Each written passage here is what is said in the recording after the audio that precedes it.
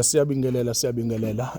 Uma ngaphane kuwukuthi unenkinga ye-skin pigment, uthola ukuthi mhlambe unomuntu wakini, umuntu wakini unelentuzana unenkinga ye-skin.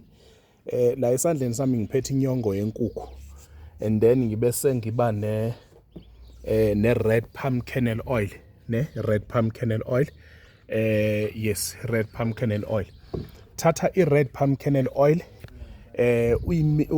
into engango half a cup, umixe nenyongo le yenkukhu noma inyongo yenkomo noma inyongo yani, umix.